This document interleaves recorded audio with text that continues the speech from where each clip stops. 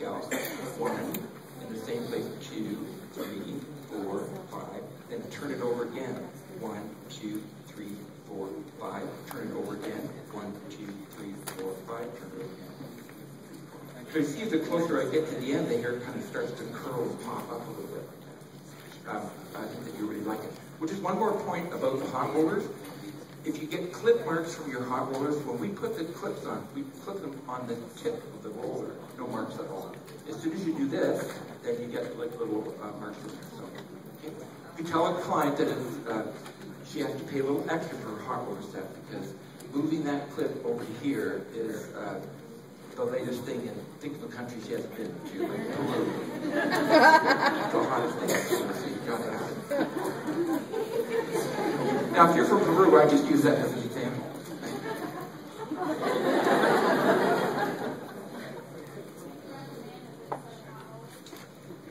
Yes, Fabulous. I use Fabulous hot rollers.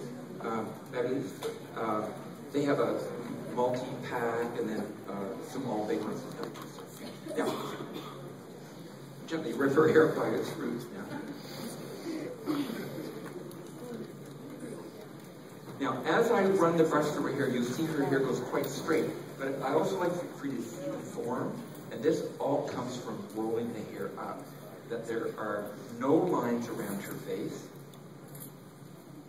but there is that kind of Cindy Crawford sort of feeling that for a grown-up woman is very luxurious feeling and very attractive. And for young girls, it's kind of just fun. So, yeah, shut up, Mark. Just put the hair in. Okay, so we're going to take simple sections, and one of the easiest things for dressing the hair up is to do a center triangle first, and then build from that triangle. So I'm going to go to the highest point on her head, straight in line with the top of her ear like this. I'm going to take a great big, wide, maybe a 5-inch by 5-inch by 5-inch triangle. I'm going to tease that up. Again, the same thing. 1, 2, 3, 4, 5, 6, 7, 8, 9, 10, 11, 12. Section below it. Combing through those ends. 1, 2, 3, 4, 5, 6, 7, 8, 9, 10, 11, 12. That's my expertise with counting. And 1, 2, 3, 4, 5, 6, 7, 8, 9, 10, 11, 12. And you notice I'm not over-directing the hair at all. It's coming straight away from the head. What I really want to do is push it forward like this, thinking I'm going to get more height. You need teasing at the root, so see I'm holding it out just as if we were cutting it like that. One more section below it. And 1, 2, 3, 4, 5, 6, 7, 8, 9, 10, 11, 12. You know, a few things, if you don't do a lot of updos, the night before a bridal party, instead of thinking about what you're going to do with the hair, think about how you're going to stay organized. That you're going to go work down the center part first, then take the section behind the ear and work it into the hair, then take the section in front of the ear and work it into the hair, and then do the front top last. That's a great way to develop speed. And when I pick this section hair up, I'm going to hold it like I'm going to cut it. Slide a bobby, I'm about 5 inches away from the base. So when I turn this pin over and slide it up the center, I get a nice little bump there at the top of the head. But I'm going to hold the bobby pin right in place until I crisscross it with another. Or 12. Okay, just keep slamming them in there until the hair stays down. I mean, gently inserting. And always look delighted when you're looking at the hair. It's not that hard to do.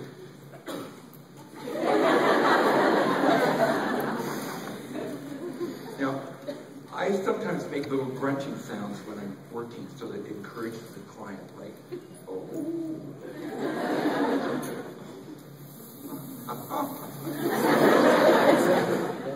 Even if you think, oh, it'll be sick any second. Now, see the end of the hair, there's some ends that are kind of resistant, but just take your bobby pin, slide it over the end, turn it over, and gently slide it up, and that'll tuck that. Now, immediately, I'm going to start crisscrossing. I'll go really quickly on this. I'm going to work from side to side, so I'll reach over here, take a nice big triangle. The larger the section that you pick up, the less detail you're going to have in your style. So if I were to divide this triangle into 3, I'd have 3 times as much. 3, 4, 5, 6, 7, 8, 9, 10, 11, 12. I'm going to smooth this hair straight back, tuck that end back down the side, and break that right across the back like that. And if you hold it like you're cutting, vertically, like this, and you turn it over, slide your body pin up, hold on to it, crisscross it with another one. Don't worry about your end so much. You can just get your bases in first and deal with these little things afterwards. Okay? I'll just deal with this now.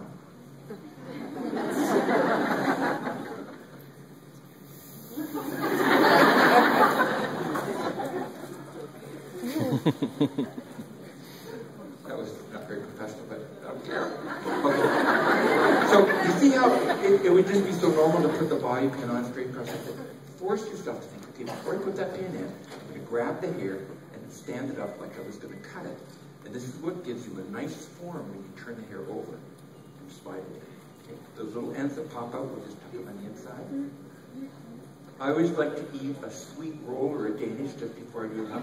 So if I have any little that was dedicated to all you instructors and teachers up there. I just set you back 3 weeks in training. And take a triangle from the other side. So here's what's happened to that shape. Okay. And I'll take this next section on the other side. So all you want to think is work center, side, side, center, like that. If I did this 12. Smooth that straight back, and try not to lift the hair up. If you aim everything towards the occipital at the base, you get a really modern line when you're finished. I'm just going to draw this across the back. So I take the other side, do that across the back, hold it vertically, slide a body pin on. Now I don't really need that extra end, so as you start to develop your technique with this, push the end of the hair back on the inside to use it for volume, and then come back with your body pin. I used to make beds at Motel 6. That's where I learned all this.